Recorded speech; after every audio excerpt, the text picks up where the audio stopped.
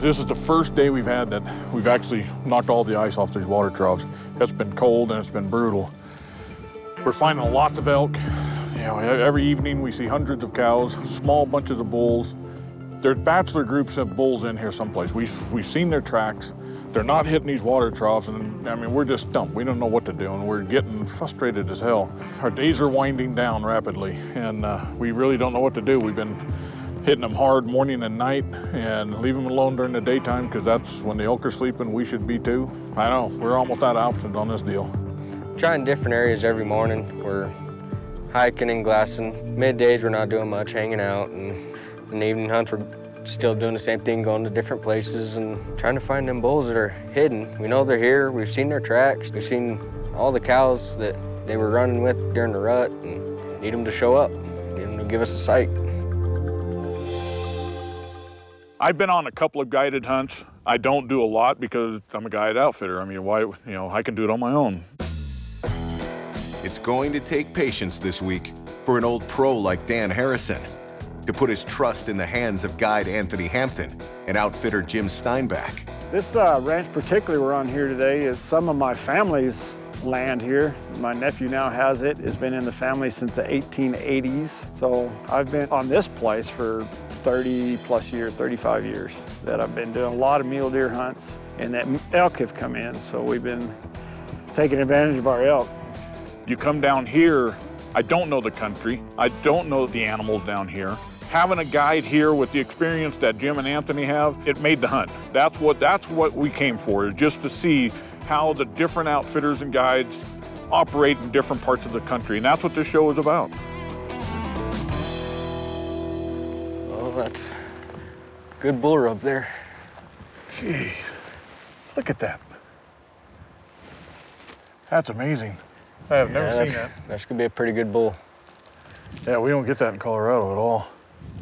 That's awesome. Yeah, I can't believe that. That tall. That tall. That's the bull we're looking for right there. Yeah, let's go find him. Yeah, these late season hunts, it's a lot of glassing, sitting on high knobs and glassing a lot of country, locating the bulls. It's strictly spot and stalk from there. There's a lot of mule deer style hunting in these late season elk hunts. Still no elk. I just don't get it. I just don't get it. I know there's elk in here. We've seen the tracks. We've seen hundreds of cows, but not one bachelor group. What gives? I mean, they've been here. They were here, you know, weeks prior to this week. I mean, they got to be here somewhere. I mean, we see the tracks. We see the cows at night. I know the wind has to have them shut down. I know that, but yeah, and you know, look, it's been cold and windy. You know, it hasn't been good weather for us at all. Hunting this late, the cows are grouped up, and I call them nursery groups.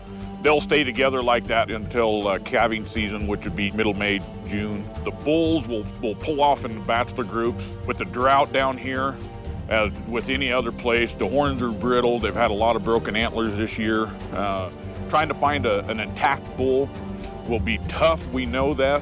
Where these bachelor groups are hiding down in these arroyos in the thick pinyon and juniper, we're gonna have a tough time finding them, I know that. But that's all conducive to late season elk hunting. They're in the shade straight across. Yeah, I think he's behind a tree right now. One's got his head rolled down, he's real small, but we'll see if something else steps out. You see one now? Yeah, all you can see is his face. He's looking our way. You know, it's a spike. All that's sticking out is his head and his horns. He's looking back like he's watching another one. See him standing there? Oh, yeah. Let's see if something else walks out with him.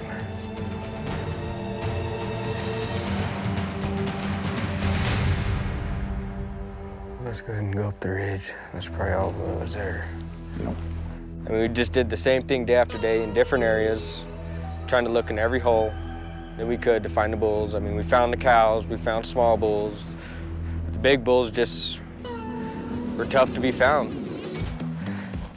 I cannot believe they do that. Yeah, they come in here and tear these cactuses up too.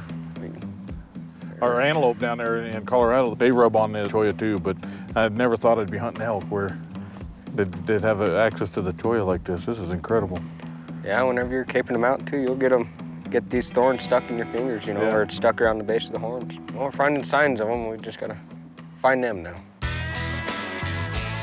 Remington Country host Dan Harrison is taking it to the limit, hunting late January, the last week of the season, for his very first time in New Mexico. It's fascinating down here. The terrain down here is rolling cedars, pinyon, a lot of cholla cactus, which is, you know, we hunt antelope in cholla. I never thought I'd have the opportunity to hunt elk with cholla cactus. It's amazing. It's a very fierce cactus. I love them.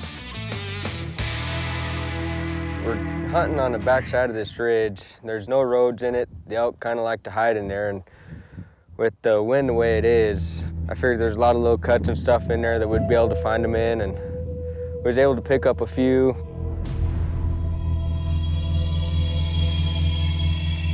Nothing we're gonna be shooting at today. One looks pretty busted up. That's the thing about these late season hunts. We're hunting at the end of January. We weren't expecting to see a lot of elk, but all these bulls are bachelored up in just a little bachelor groups of bulls, so we're not expecting to see a lot of cows here. And everything we've seen so far has been nothing but bulls, so we just gotta find the right one. We came in second to the last night, depressed again. A lot of elk, but no bulls, you know, besides small spikes, 2 points. Jim broke the news to us that he finally found a bachelor group of bulls. You know, they had one decent 6x in it, a really nice 5x, and 4 other smaller bulls. When he said a big 5x, I mean, that got my attention because I like 5xs. Jim spotted them bulls coming over, and we knew exactly what to do with elk in that area. We got up early that morning, way before daylight, and we started walking up to this ridge top. Let's go ahead and hang out right here, and we can see pretty good from here. Okay. Hopefully they come out of one of these drainages here. As we got up there, we glassed, and there was nothing. And Anthony, he kept going back over to the other side of the ridge. He glassed it down in that bowl. You know, it was late. It was 7:30, and the sun had been up for, 45 minutes. And finally, I was sitting there, and I saw antler tips going through the cedar trees. Got him. Got him.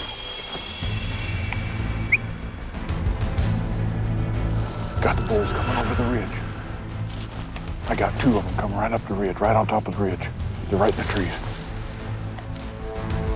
We were counting the bulls as they're coming out. We counted 4 of them, and my nice big 5x was in there. There's that big 5 right there. Second one back. I'm gonna put a round in.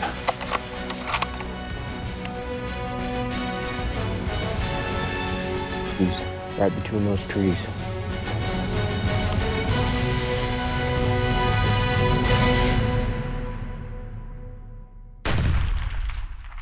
All right, reload.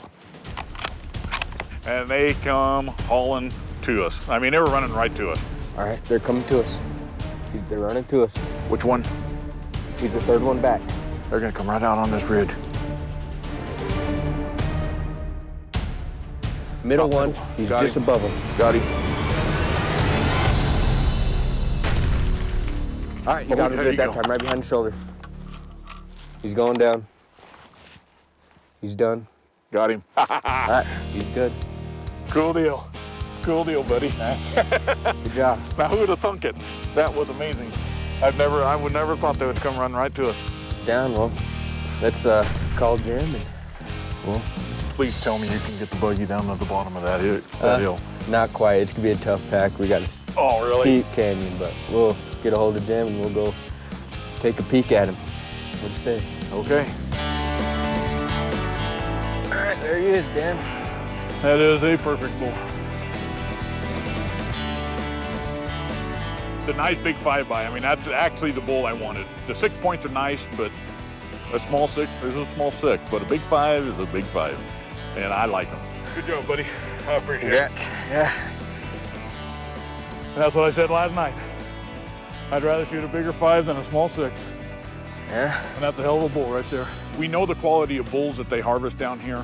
With Jim's input, the rancher's input, Chris with Compass West Outfitters, they don't over-harvest. That's something that you gotta give them credit for because they could sell a lot more hunts than they do because of the quality bulls that they kill. But they know if they over-harvest, their quality is gonna go down and the quality of the hunt is going to go down. Got great genetics.